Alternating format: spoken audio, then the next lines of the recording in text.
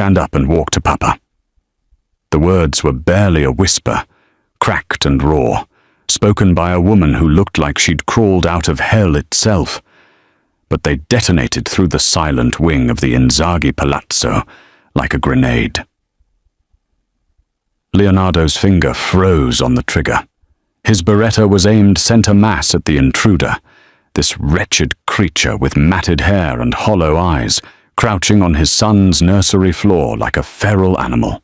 He'd stormed in, ready to execute whoever had tripped the perimeter alarms. He'd expected an assassin from the Viper Syndicate, a rival family's soldier, a traitor within his own ranks. He had not expected this. The homeless woman didn't even look at the gun.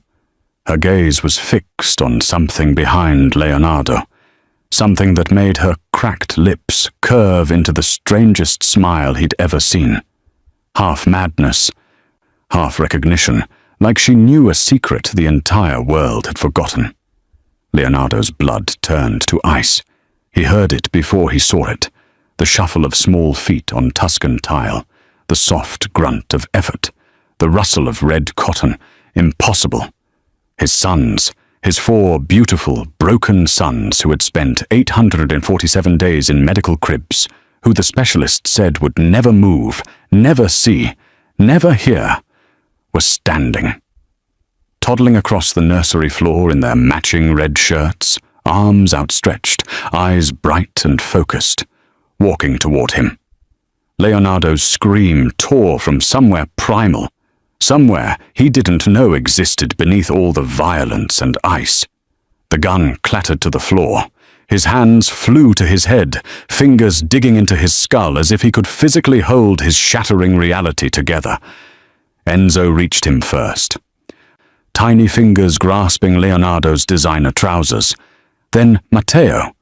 Then Luca and Dante, all 4 of them clustering around their father's legs, babbling sounds that weren't quite words, but carried the unmistakable melody of joy.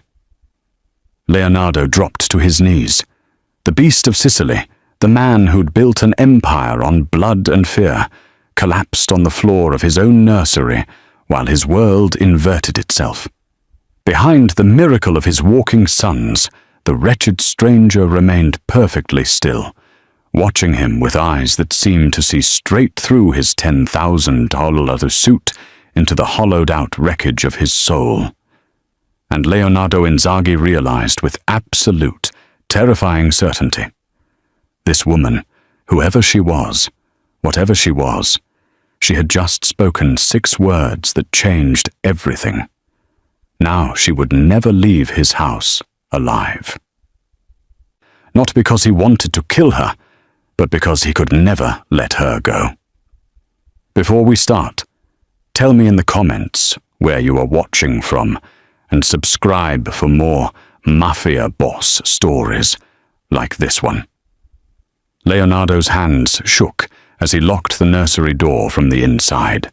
The deadbolt slid home with a finality that trapped them both, the monster and the miracle worker, in a room that smelled of lavender and lies. His sons had finally exhausted themselves, collapsing into sleep on the plush carpet where they'd taken their first steps. Real sleep, not the drugged stupor Leonardo had mistaken for peace for nearly 2 years. They sprawled across each other like puppies, chests rising and falling with the deep rhythm of actual rest.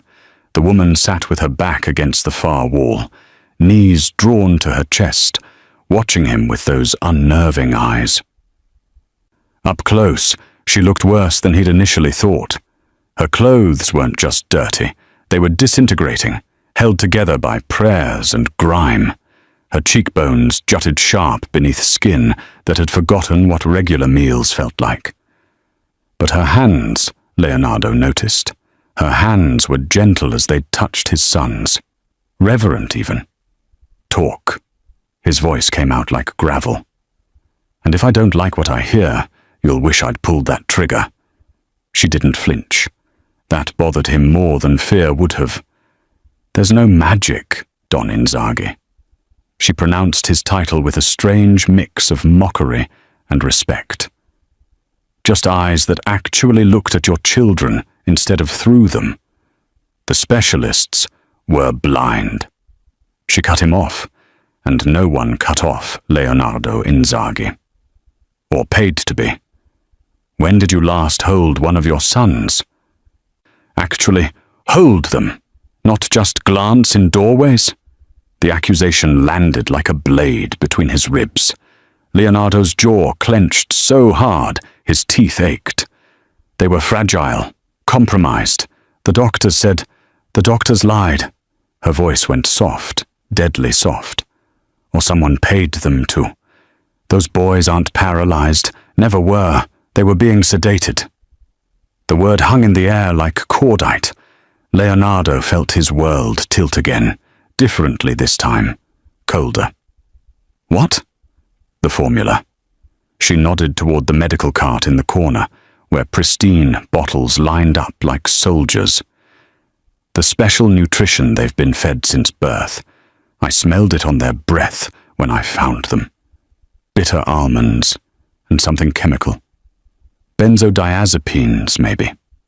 Muscle relaxants, sensory suppressants. She spoke like she knew, like she'd seen this before. Someone's been poisoning your children to keep them compliant, invisible, forgotten. Leonardo crossed the room in 3 strides. He grabbed a bottle, twisted the cap, brought it to his nose. Beneath the vanilla scent, there it was. That acrid undertone he'd never questioned, because why would he? These were medical professionals, the best money could buy. The bottle exploded against the wall. Who? The beast emerged, the one he kept leashed in family spaces. Who did this? I don't know your enemies, signore. She still hadn't moved, still watched him with that maddening calm. But I know someone wanted your bloodline to end quietly. 4 heirs who can't walk, can't see, can't hear. They're no threat to anyone. They're just expensive vegetables until you die heirless. The logic was flawless, brutal. Exactly the kind of long game the Viper Syndicate would play, but that would require someone on the inside, someone with access, someone he trusted. Dr. Thorne, the family physician who'd delivered the diagnosis, who'd prescribed the special formula, who'd insisted the boys needed complete isolation and minimal stimulation, who'd been on the Inzaghi payroll for 15 years. Leonardo's vision went red at the edges. How did you know? His voice dropped to a whisper, more dangerous than any shout. How did a homeless woman breaking into my house recognize something a team of specialists missed? For the first time, something flickered across her face. Pain, old and deep.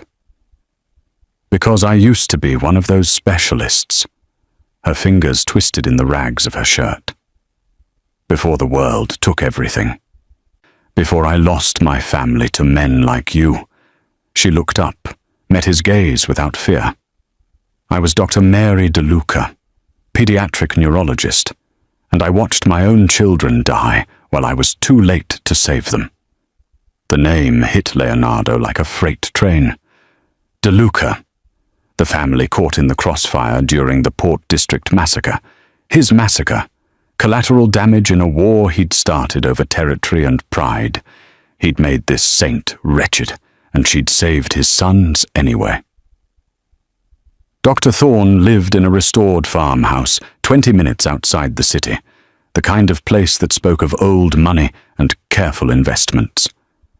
Leonardo's convoy arrived at 3 a.m., when the world was at its most vulnerable, when even careful men slept deeply. The doctor answered the door in silk pajamas, annoyed confusion turning to naked terror when he recognized the face in his doorway. Behind Leonardo, 6 of his most loyal soldiers materialized from the darkness like wolves. Don Inzaghi, what? Is something wrong with the boys? Leonardo smiled. It was the smile that made men confess to crimes they hadn't committed. Invite me in, Dottore. We need to discuss their treatment. Thorn's hand trembled on the doorframe. He was calculating. Leonardo could see it. The distance to his car, to his phone, to any weapon. But there was nowhere to run when the beast came calling at your door. They sat in Thorn's study, surrounded by medical degrees and certificates of excellence. Frauds, every one of them. Leonardo placed the nursery formula bottle on the mahogany desk between them, with exaggerated care. Tell me about this. The specialized nutrition? You know the boy's condition requires, I know what benzodiazepines smell like. Leonardo's voice was conversational, almost pleasant. I've used them myself. Very effective for making people compliant, cooperative, paralyzed. The color drained from Thorn's face like water from a broken dam. My sons walked today. Leonardo leaned forward. Walked, spoke, saw, heard. All the things you said they'd never do. Strange how quickly they recovered once someone stopped poisoning them. I can explain. Then explain. Leonardo's hand moved to his waistband, resting on the beretta. And pray your explanation includes names, because if you're protecting someone, Dottore, you die first and they die slower. Thorn crumbled like wet paper. The Viper Syndicate had approached him 6 months before the twins were born, he confessed. They'd paid him to ensure Leonardo's bloodline ended with his generation.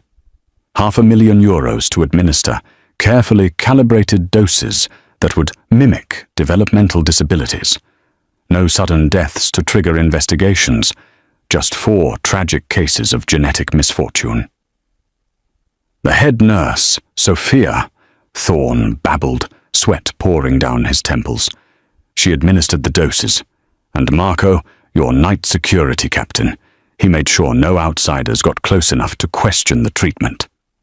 3 traitors, 3 people Leonardo had trusted with his sons' lives. How many know? Leonardo's finger traced the Beretta's trigger guard. How many in the Viper organization? Just Castellano, their underboss. He's the one who... The gunshot was almost polite. A soft cough that ended Thorn mid-sentence. The doctor slumped forward, blood pooling on the certificates that proclaimed his brilliance. Leonardo stood, holstered his weapon. Burn it, he told his men. Make it look like an accident. A gas leak. Something tragic. They found Sophia in her apartment, already packing. She'd seen the writing on the wall the moment the Don entered the nursery. Leonardo didn't give her the mercy of a quick death. She'd held his sons down while she poisoned them, had smiled while she destroyed their futures. She died understanding exactly what that felt like. Marco tried to run. They caught him at the border, dragged him back to the warehouse district, where Leonardo conducted his darkest business. The security captain lasted 3 hours before he confirmed every detail of Thorn's confession. Then he lasted 30 more seconds. By dawn, Leonardo stood in the warehouse's killing room, covered in other men's sins. His white shirt was ruined, his hands sticky with betrayal. 3 bodies waited for the incinerator. 3 tumors cut from his family. But it wasn't enough. His phone rang. Dante, his consigliere. The Viper's underboss, Castellano. We found him at his mistress's house. Bring him to the estate. Leonardo's voice was empty, hollowed out by rage that had nowhere left to go. Alive. I want him to see the children he tried to erase. He drove home as the sun rose over Sicily, painting the hills gold and crimson. In the nursery, Mary had already changed the boys into fresh clothes, red shirts that blazed like victory banners. They were playing with blocks, building towers and knocking them down with delighted shrieks that echoed through halls that had been silent for 2 years. Leonardo stood in the doorway, still wearing other men's blood, watching his sons discover joy. The darkness and the light existing in the same moment. The same man. He would burn the entire world to keep them in the light. Leonardo became a ghost in his own home, haunting doorways and corners, watching the miracle unfold from a distance he told himself was respectful, professional, safe. Mary didn't wear the designer clothes his housekeeper had laid out for her. She'd pulled on someone's discarded kitchen uniform instead, rolled up the sleeves, and gotten to work like the nursery was an operating theatre, and his sons were her patients, which Leonardo supposed they were. She moved through the space with methodical precision, stripping away 2 years of medical equipment that had never been needed. The feeding tubes, the monitors, the specialized chairs, all of it went into the hallway like the prison bars they'd actually been. She opened windows Leonardo hadn't realized were sealed shut, letting Sicilian sunlight flood the room for the first time since the boys were born. "They need stimulus," she'd announced that first morning, not asking permission. "Real food, music, touch, everything you've been told to deny them." The boys were weak, their muscles atrophied from disuse and drugs. Enzo couldn't stand for more than 30 seconds without trembling. Matteo's eyes struggled to focus on objects more than a few feet away. Luca startled at normal sounds, his hearing hypersensitive after years of chemical suppression. Dante moved like his limbs belonged to someone else, his proprioception scrambled. But they were trying. That's what destroyed Leonardo every time he watched from the doorway. The desperate, beautiful effort his sons poured into every small victory. Mary worked with each boy individually, then together. She'd crouch at their level, guiding Enzo's hands to grip a soft ball, praising him in that low, steady voice when his fingers finally closed around it.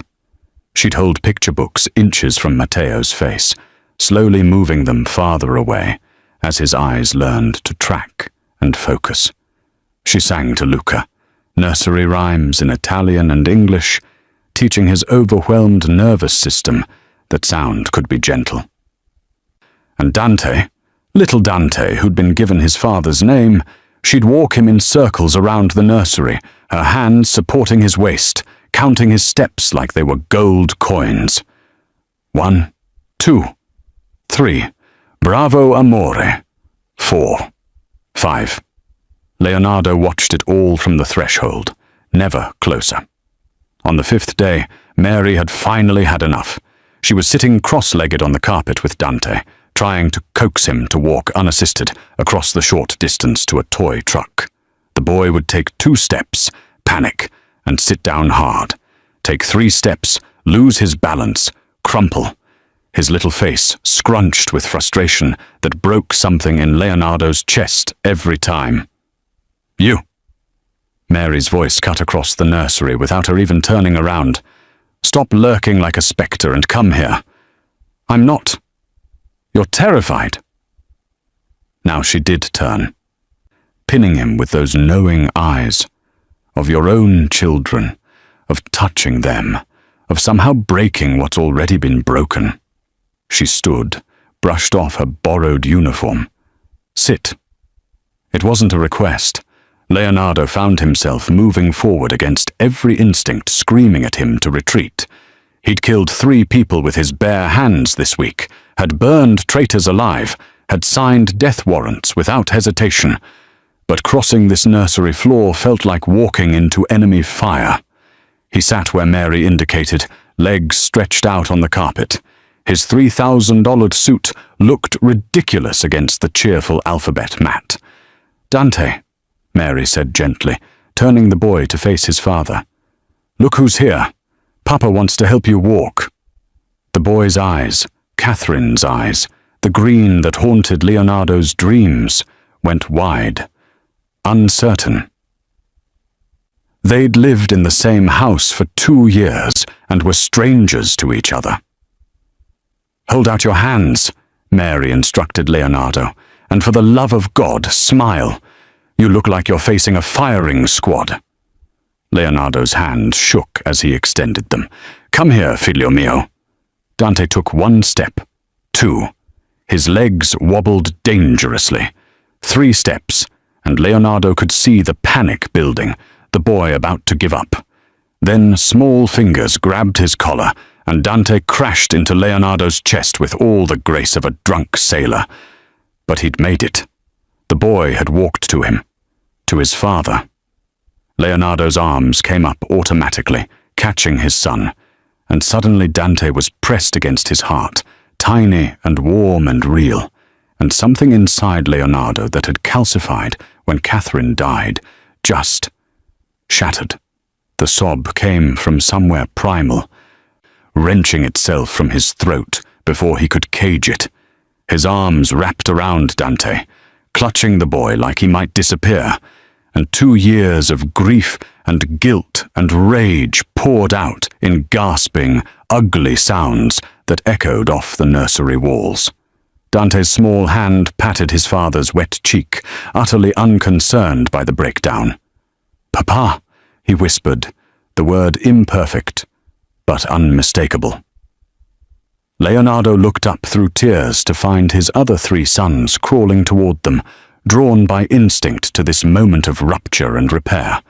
They piled onto him, a tangle of red shirts and little limbs, and the beast of Sicily disappeared under the weight of unconditional love he'd never believed he deserved. Mary stood back, watching the family knit itself together on her battlefield of healing. "There," she said softly. "Now you're their father." The red shirts arrived in the nursery wrapped in tissue paper, hand-delivered by Leonardo's housekeeper with a handwritten note in his precise script. "For my sons, so I can always find them." Mary held up the matching polo shirts, running her thumb over the soft cotton. 4 identical garments in a shade of red that seemed to pulse with vitality against the pale nursery walls. Crimson, defiant, alive. "He wants them visible," she murmured, understanding the symbolism immediately. For 2 years, these boys had been hidden away like shameful secrets, dressed in hospital whites and medical greys. Now their father wanted the world to see them blazing. She dressed them one by one, each boy squirming with the novelty of real clothes instead of medical gowns. Enzo giggled when she tickled his belly while pulling the shirt over his head. Matteo tried to help with the buttons and got them backwards. Luca got one arm stuck and panicked until Mary gently freed him.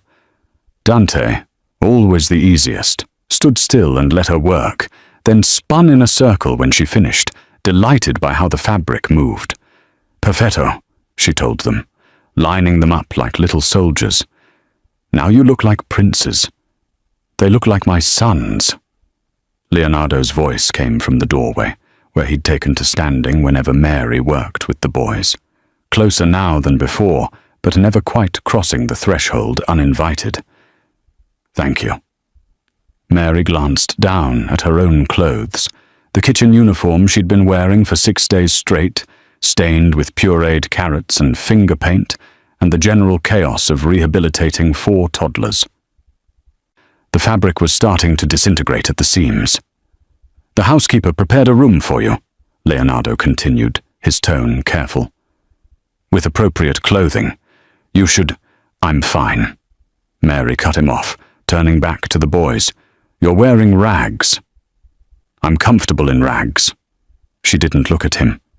"Your sons need consistency, not a stranger who suddenly looks different." It was a lie, and they both knew it. Mary had spent too long in the grime of poverty to feel safe in silk. Fine things were temporary, could be taken away, made the fall back to nothing that much harder. Better to never climb at all. Leonardo was quiet for a long moment. Then he stepped into the nursery, fully inside, not hovering at the threshold, and the air pressure seemed to change. "I'm not asking, Dr. De Luca." The use of her title made her spine stiffen. "You've been wearing the same clothes for a week," he continued, his voice dropping to that dangerous softness that meant he expected obedience. "You smell like my son's lunch. There's paint in your hair. You will bathe, you will eat a proper meal, And you will accept the hospitality of this house. That's not negotiable. I didn't realize I was a prisoner who needed grooming. You're not a prisoner. Leonardo's jaw tightened. You're the woman saving my children, and I won't have you looking like a martyr while you do it. They stared at each other across the nursery while the boys played, oblivious to the battle of wills happening over their heads. Mary saw the implacability in Leonardo's eyes, the same iron determination that had probably built his empire. He would win this argument through sheer refusal to lose. Fine. She practically spat the word. 1 hour. Then I come back. Take 2. They'll survive without you for 2 hours. The guest suite made Mary want to weep or scream. She couldn't decide which. The bathroom alone was larger than the shelter cot she'd been sleeping on for 6 months.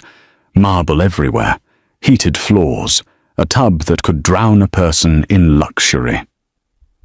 She stood under the shower until the water ran cold, scrubbing away layers of street dirt and shame. Her hair, once she got the tangles out, fell to her shoulders in auburn waves she'd forgotten existed.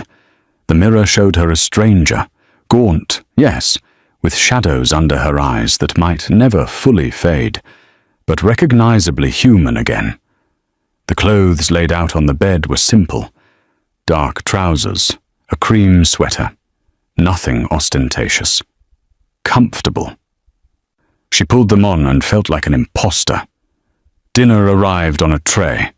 Real food, pasta, bread still warm, roasted vegetables, wine. Mary ate mechanically at first, then with increasing desperation, as her body remembered what nourishment felt like. Leonardo found her afterward, curled in the window seat overlooking the gardens, wrapped in the sweater like armor. He stopped in the doorway, and something shifted in his expression. Surprise, maybe. Recognition. He was seeing her for the first time. Not the wretched creature who'd broken into his home, but the woman she'd been before the world took everything. "You're beautiful," he said, and it sounded almost like an accusation. Mary laughed, bitter and sharp. "I'm your penance, Don Inzaghi." Don't confuse the two. But the way he looked at her said the confusion had already started. The nightmare came for Mary on the 14th night. Leonardo heard the screaming from his study, raw animal sounds that sent him running down the corridor with his gun drawn, thinking someone had breached the estate. He found her in the guest suite, thrashing in the sheets, clawing at invisible enemies. No, please! Not Sophia, she's only 7! Sophia! He holstered his weapon and grabbed her shoulders, shaking gently. Mary. Svegliati. Wake up! Her eyes snapped open, wild and unseeing. For a moment she fought him, nails raking across his forearm before recognition filtered through the terror. She went limp, gasping, and Leonardo realized she was soaking wet with sweat, trembling like she'd been dumped in ice water. When? Her voice cracked. When did you know? Leonardo went very still. Know what? That you killed them? Her eyes locked on his, devastated and accusing. My husband, my daughter. When did you know their names were DeLuca? The question landed like a blade between his ribs. Leonardo released her, stepping back, and the distance felt like miles. The first night, when you told me who you were. Mary laughed, a sound like breaking glass. And you said nothing, just kept me here. Let me save your sons, knowing... She pressed her hands to her face. Madonna Santa, what am I doing? Tell me. Leonardo's voice was rough. Tell me what happened. She looked at him like he'd asked her to cut out her own heart. But something in her needed to bleed it out, to make him see what his war had cost. Port District. 3 years ago. Her words came flat, clinical, like she was reading from a medical chart. You and the Rossi family were fighting over shipping rights, tit-for-tat violence, escalating for months. My husband, Marco, worked at the docks, civilian, nothing to do with either family. He was a good man. Made me laugh. Loved our daughter more than breathing. Leonardo remembered the Port District War. Remembered ordering the bombing of the Rossi family's primary warehouse. Remembered not asking about civilian casualties, because casualties were the point.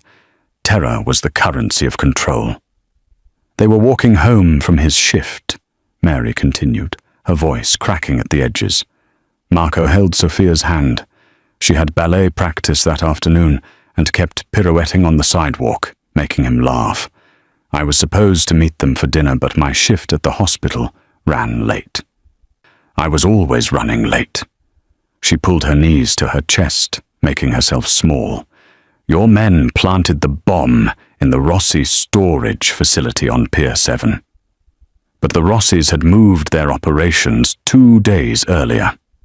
The building that exploded was residential now, converted apartments for dock workers and their families. 43 people died in the blast. Marco shielded Sophia with his body when the debris came down. It didn't matter. She was 7 years old and she died choking on concrete dust in her father's arms while I was 20 minutes away, saving someone else's child. Leonardo felt something cold settle in his chest. He remembered the report. The miscalculation. His consigliere had called it an unfortunate error in intelligence, and Leonardo had shrugged it off because war had collateral damage. That's what made it war. He'd never learned the names, never wanted to. I identified their bodies in the morgue, Mary whispered. Marco's wedding ring had melted into his finger from the heat. Sophia's ballet shoes were still tied on her feet. And I broke. Completely. Lost my medical license after I showed up to surgery drunk. Lost my apartment when I couldn't work. Lost everything that made me human until I was just... She gestured at herself, at the woman who'd been living in gutters. This. Mary. Don't. She held up a hand. Don't apologize. Don't tell me you didn't know. You chose not to know, because knowing would have made it harder to do again.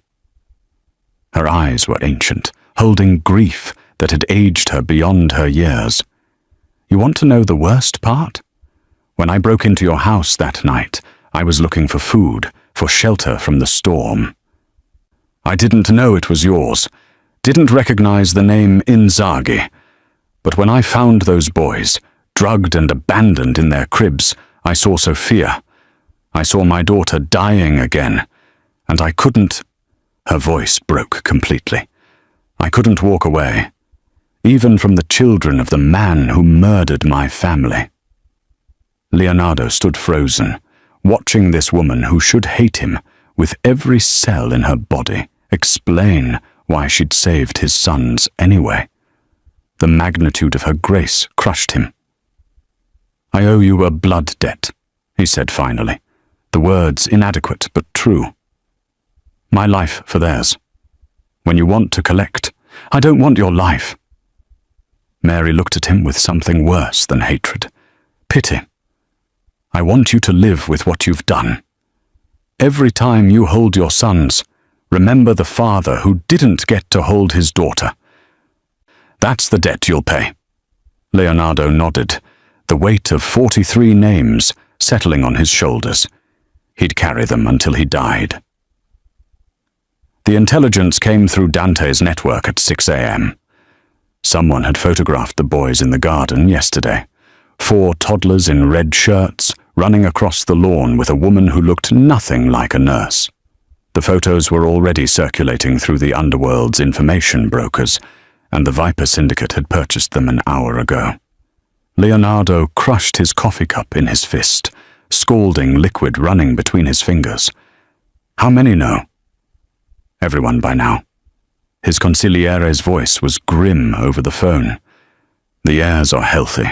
That means succession is back on the table. That means you're no longer a dying bloodline. That means we're targets. See, Don. I'm activating full security protocols. The explosion cut him off. The blast wave hit Leonardo's study windows a split second before the sound, shattering glass inward in a glittering spray. He dropped behind his desk on instinct, gunfire training overriding thought. His ears rang with that peculiar silence that comes after violence, everything muffled and distant. Smoke poured through the shattered windows. Leonardo was moving before his vision cleared, Beretta in hand, heading for the nursery. The boys. Mary. Everything that mattered was 3 floors away, and he was running through his own home like it was a war zone, because it was a war zone. Now, had always been, he'd just forgotten for a moment. The nursery was chaos. Mary had already barricaded the door with furniture. The boys huddled behind her against the far wall. She'd grabbed the decorative letter opener from the desk, pathetic as a weapon, but she held it like she'd use it. Her eyes found Leonardo, and something like relief flashed across her face. Everyone alive? He was already pulling them toward the hidden door behind the bookshelf, the escape route he'd built into every room that mattered. "What's happening?" Mary demanded, clutching Matteo to her chest while the other 3 boys clung to her legs. They know. Leonardo shoved the bookshelf aside, revealing the steel door. "The Viper knows the boys are healthy. We're leaving. Now." His security team met them in the underground tunnel, grim-faced men in tactical gear who moved like shadows. They reported in staccato bursts. Car bomb in the front courtyard. Leonardo's Maserati was slag. 2 guards injured but alive. No breach of the interior yet, but drones had been spotted over the north wall. Reconnaissance, Leonardo translated for Mary, who looked like she was watching her nightmares replay in real time. They're testing our response time, mapping our defenses. For what? For when they come back with everything they have. The safe house was 40 minutes outside Palermo, nestled in the mountains where Leonardo's grandfather had hidden during the wars of the 50s. Stone walls 3 feet thick, single-access road, sight lines for miles. Defensible. The boys cried during the drive, overwhelmed by the sudden chaos, and Mary sang to them in a shaking voice, while Leonardo made call after call, activating resources and favors and the full machinery of his organization. By the time they arrived, his declaration had already gone out through every channel. The Inzaghi heirs were under the family's full protection. Any move against them would be considered an act of war. Leonardo was drawing a line in blood and daring the Viper to cross it. Inside the safe house, Mary moved through the unfamiliar space with mechanical efficiency, setting up a makeshift nursery in the most protected interior room. The boys sensed her tension and clung closer than usual, their rehabilitation progress regressing under stress. Enzo wouldn't let go of her leg. Dante had gone non-verbal again. Leonardo found her an hour later, sitting on the floor with all 4 boys piled in her lap, rocking slightly. She looked up when he entered, and he saw the knowledge in her eyes. "This is my fault," she said. "I saved them, and now they're targets." "No." Leonardo crouched in front of her, meeting her gaze. "This was always coming. The moment I had heirs, they became threats to everyone who wants what I've built. You didn't create this. You just gave my sons a chance to survive it." "Some chance." Her laugh was brittle. "Hiding in a bunker, running from bombs. This is the life you're offering them. This is the life I have." Leonardo reached out, hesitated, then placed his hand over hers where it rested on Luca's back. "But I will burn Sicily to ash before I let anyone touch them. Or you." Mary stared at their joined hands, something complicated crossing her face. Fear, maybe, or recognition of a truth she didn't want to acknowledge. "The Viper won't stop," she whispered. "I know." Leonardo's grip tightened. "So I'll have to stop him first." Outside, his men fortified the perimeter. Inside, the family he'd thought he lost, huddled together in the growing dark. The war for his son's future had officially begun. The safe house had a rhythm that developed over days, shaped by necessity and proximity. Leonardo worked from the reinforced study, coordinating his counter-offensive against the Viper through encrypted channels. Mary transformed the main room into a therapy space, continuing the boys' rehabilitation even as the world outside prepared for war. And the boys adapted the way children do, finding normalcy in abnormal circumstances. It started with Enzo and Matteo, the way these things always start with twins. A series of clicks and hums that sounded like nonsense until Mary realized they were responding to each other. Enzo would make a pattern of sounds, click, hum, click, and Matteo would answer with hum, click, hum, and suddenly they'd both be laughing at some private joke no one else understood. Within days, Luca and Dante had joined the linguistic conspiracy. "They're creating their own language," Mary explained to Leonardo one evening, watching the boys communicate in their wordless code across the dinner table. "It's called cryptophagia, common in multiples, especially ones who've been isolated together. They're building a system only they understand." Leonardo watched his sons conduct entire conversations in clicks, hums, and subtle hand gestures. "Is it a problem?" "It's brilliant." Mary's voice carried wonder. Their brains are compensating for the years of sensory deprivation by creating new pathways. They're teaching themselves to communicate in ways that don't rely on traditional language development. Enzo clicked 3 times. Matteo hummed twice and pointed at Leonardo. All 4 boys dissolved into giggles. "What did they say?" Leonardo asked. Mary's lips twitched. "I believe they said, 'Papa looks grumpy.' You understand them?" "Fragments." She shrugged, but there was pride in her expression. "I watch them all day. You start to recognize patterns? Enzo's clicks usually mean questions. Matteo's hums are observations. Luca uses pitch variations for emotions. Dante," she smiled at the smallest boy. "Dante combines everything. He's the translator between them." Leonardo felt something shift in his chest, watching her with his sons. This woman who'd been broken by his violence, now rebuilding his children with a patience that seemed infinite. She wore her borrowed clothes like she'd finally accepted she belonged here, her auburn hair pulled back in a practical ponytail, face animated as she narrated the boys' silent conversations. The attack came on the 7th night. Motion sensors triggered at 2 a.m., floodlights blazing across the mountainside as 2 vehicles approached on the access road. Leonardo's security team engaged immediately, gunfire echoing through the stone walls.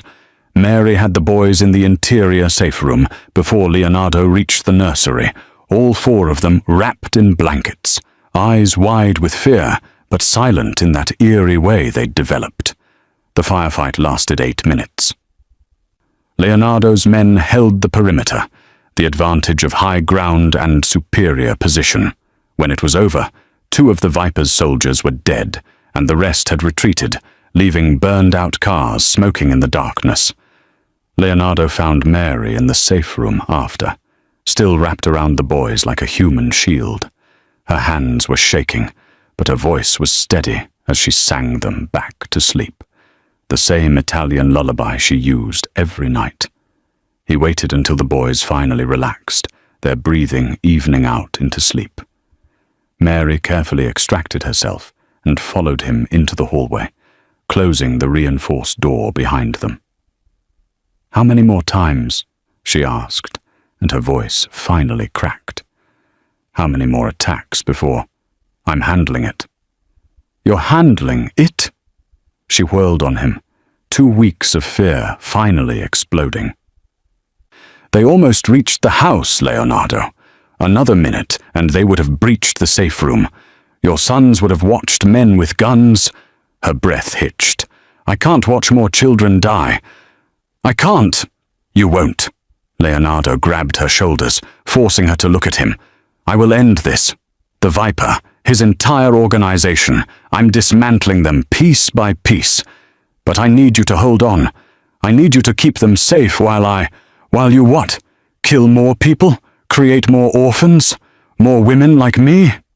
Tears streamed down her face. How does this end, Leonardo? How does any of this end? It ends when they're safe. His grip tightened. When no one dares threaten them again. When... She kissed him. It was desperate, furious, fueled by adrenaline and survivor's guilt, and 2 broken people reaching for something living in the darkness. Her hands fisted in his shirt, and he responded on instinct, backing her against the wall, pouring 2 weeks of tension into the kiss. It lasted 10 seconds before she shoved him away, gasping. That was... Mary pressed her fingers to her lips. That can't happen. Why? Leonardo's voice was rough. Because you killed my family. But she was still crying, still looking at him like she wanted to do it again. Because I should hate you. Because every time I look at you, I see Marco's melted wedding ring and Sophia's ballet shoes, and 43 reasons why this is impossible. And yet you're still here. For them. She pointed at the safe room door. Only for them. Liar. Leonardo stepped closer, watching her eyes dilate. You're here for the same reason. I keep finding excuses to be in whatever room you're in. The same reason I check on you 3 times a night. The same reason that Kiss felt like... Don't. Her voice broke. Don't make this more complicated than it already is. But when he reached for her hand, she didn't pull away. They stood in the hallway of the safe house, fingers intertwined, while his sons slept behind reinforced steel and his enemies circled in the dark. Complicated didn't begin to cover it. The Viper found them on the 15th day. Leonardo's early warning system gave them 90 seconds. Motion sensors tripping in sequence up the mountain road. Thermal imaging showing 12 heat signatures advancing in tactical formation. Not his men. Professional mercenaries, the kind you hired when you wanted a job done permanently. Mary! Leonardo was already moving, checking his weapons. Protocol 7. Now. She had the boys in the hidden basement within 40 seconds, the kind of speed that came from drilling the evacuation every day. The basement was built into the mountain itself, accessible only through a concealed door in the kitchen pantry. Steel-reinforced walls, independent air supply, enough provisions for a week. His grandfather had built it to survive artillery bombardment. Leonardo prayed it would be enough. Stay quiet, he told Mary, checking that she had the emergency phone. No matter what you hear, the panic room doesn't open from outside. They'd need explosives to breach it. My reinforcements are 20 minutes out. 20 minutes? Mary's face went pale. Leonardo, I'll buy you 20 minutes. He kissed her hard, fast, tasting fear and something else neither of them had named. Then he sealed the door and moved the shelf back into position. His security team was already in defensive positions, 3 men in the house, 2 on the perimeter. Not enough.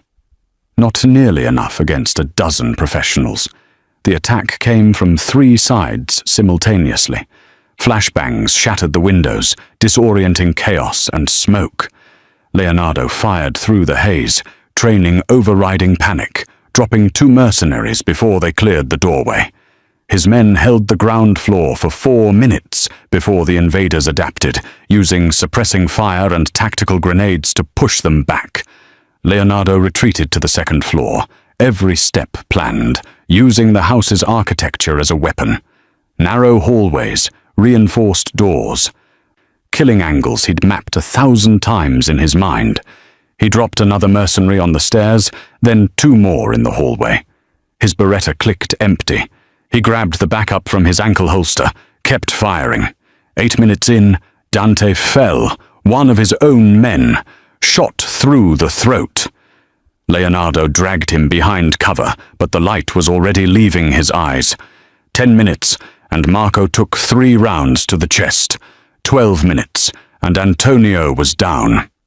Leonardo was alone, down to his last magazine, and there were still 5 mercenaries, systematically clearing the house. He barricaded himself in the master bedroom, shoving furniture against the door. Not much time left. He could hear them repositioning, preparing for the final push. His phone showed 8 minutes until reinforcements arrived. 8 minutes he didn't have. Then he heard it. Tap, tap, tap, tap. The sound came from the pipes running through the walls, the old heating system that connected every room in the house, including the hidden basement. Leonardo froze, listening. Tap, tap, tap, tap, tap, tap. It was the boy's language, the cryptophagia Mary had been teaching him to recognize. But this was deliberate, rhythmic, a pattern. Tap, tap, tap. 3 taps, 3 mercenaries. Tap, pause. Tap, 2 locations. Tap, tap, tap, tap. 4 taps, then silence. West wall. Leonardo's breath caught. The boys were using the pipes like sonar, their hearing hypersensitive from years of sensory deprivation. They could hear the mercenaries' footsteps through the building's infrastructure, tracking movement through vibration and sound in ways normal children couldn't. His sons were giving him tactical intelligence. Tap, tap, tap, tap, tap. 1 man, hallway, moving fast. Leonardo positioned himself, aimed at the door. 5 seconds later, it exploded inward, and he dropped the mercenary before the man cleared the threshold. 1 shot, center mass, exactly where the tapping had promised. Tap, tap. 2 men. Tap, tap, tap, tap. East side.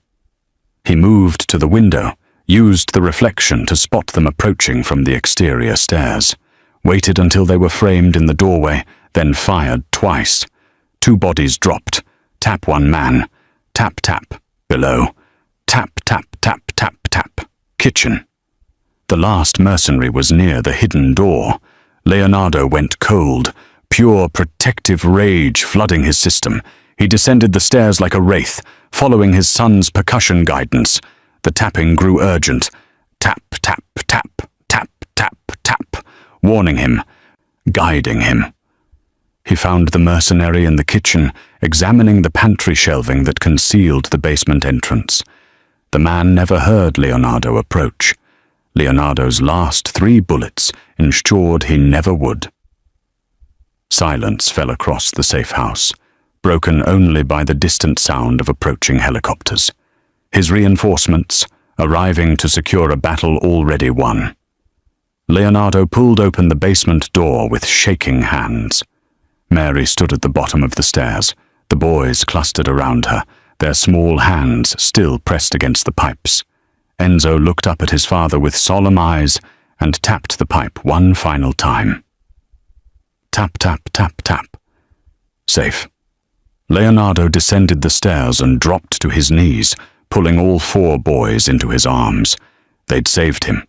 His broken, beautiful sons had weaponized their trauma into survival and saved their father's life. How did they know? He whispered to Mary. She was crying, smiling through the tears.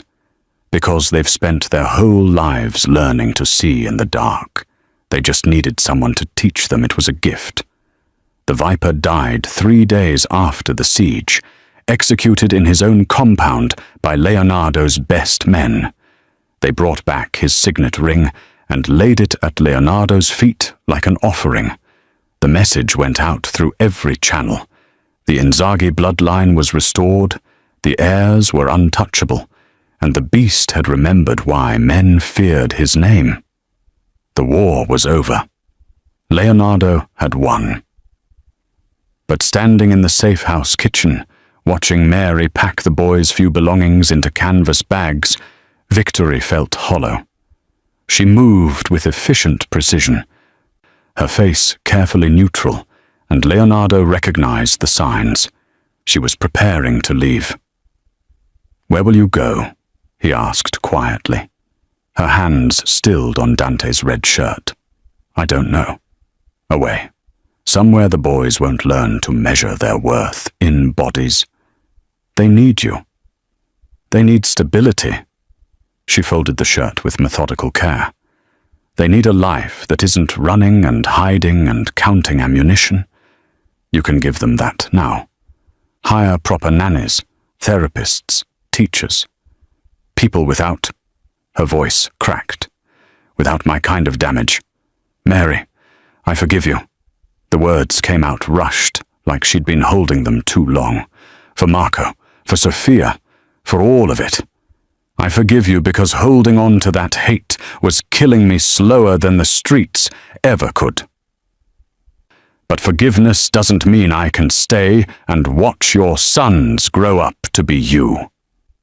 Leonardo crossed the kitchen in 3 strides, catching her hands. "Then watch them grow up to be better than me. Stay and make sure they learn there's another way." "You can't ask me that. I'm not asking." He pulled a small velvet box from his pocket, the one he'd had his jeweler make during the siege while death circled outside. "I'm begging." Mary stared at the box like it was a weapon. "What is that?" "A choice." Leonardo opened it, revealing a ring, emerald surrounded by diamonds, the green the exact shade of Dante's eyes, of Catherine's eyes, of life itself. "Marry me. Not because of debt or obligation, because my sons chose you the moment they took their first steps. Because you're already their mother in every way that matters. Because I..." The word stuck in his throat, foreign and terrifying. "Because I love you, the wretched saint who saved us all. You don't love me." But her voice shook. "You love what I represent. Redemption, penance, a way to balance your scales. I love that you sing off-key lullabies, that you eat pasta with your hands when you think no one's watching, that you learned my son's secret language in 2 weeks and can translate their clicks better than I can translate Russian." Leonardo dropped to one knee on the kitchen floor, this man who knelt for no one. "I love that you're wearing my dead wife's sweater and somehow making it yours, that you forgive me even though I don't deserve it, that you're the strongest person I've ever met, and you have no idea." Tears streamed down Mary's face. "Your world killed my family. Then help me build a different one." He took her shaking hand. "Help me raise sons who don't solve problems with bullets, who know their mother clawed her way back from hell because she loved them that much, who understand that the strongest thing a man can do is choose mercy. I'm nobody." Mary's whisper was broken. "A homeless woman with a destroyed medical license and PTSD. What kind of queen? The only kind that matters." Leonardo stood, pulling her against him. The kind who walks through fire for her children. The kind who sees broken things and makes them whole. You've been a queen since the moment you commanded my sons to stand. I'm just asking you to make it official." Mary looked past him to where the boys played in the next room, their laughter bright and clear. Enzo was teaching Matteo a new click pattern. Luca was building a tower. Dante was, as always, translating between them all, the bridge that held them together. Her children now had been from the first moment she'd chosen them over survival. "Okay," she whispered.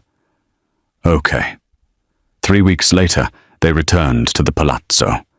Leonardo had it stripped of medical equipment, repainted in warm colors, filled with toys and books, and everything the boys needed to be children instead of patients. The nursery became a playroom, The silent wing learned to echo with laughter. Mary walked through the front doors in a simple cream dress, no veil, no pretense. The household staff, new, vetted, loyal, bowed to her not as a prisoner or a maid, but as La Signora Inzaghi, the woman who'd conquered the beast with 6 words and 4 toddlers. The ceremony was private, just family, and Dante the consigliere as witness. Leonardo slid the emerald ring onto Mary's finger and kissed her like she was oxygen, and he was drowning. Afterward, they walked into the gardens, the 4 boys racing ahead in their red shirts, so strong now, so alive. Enzo climbed a tree. Matteo chased butterflies. Luca picked flowers. Dante, always nearest his father, looked back and clicked 3 times. Mary translated, smiling. He says we're home. Leonardo pulled his wife, his wretched saint, his impossible salvation, against his side, and watched his sons play in the Sicilian sunshine. The empire still waited, dark and demanding. But here, in this moment, the beast was just a father, just a man who'd been given a second chance by the only person brave enough to grant it. Yes, he murmured. We're home. The greatest power isn't found in violence or vengeance, but in the courage to forgive, the wisdom to choose healing over hate, and the strength to break cycles that seemed unbreakable. Sometimes the people who've lost everything are the only ones rich enough to save us. If this story moved you, hit that like button and subscribe for more tales of redemption, second chances, and love that conquers even the darkest pasts. Your support helps us bring you more stories that matter. What did you think of Leonardo and Mary's journey? Drop a comment below. We read every single one.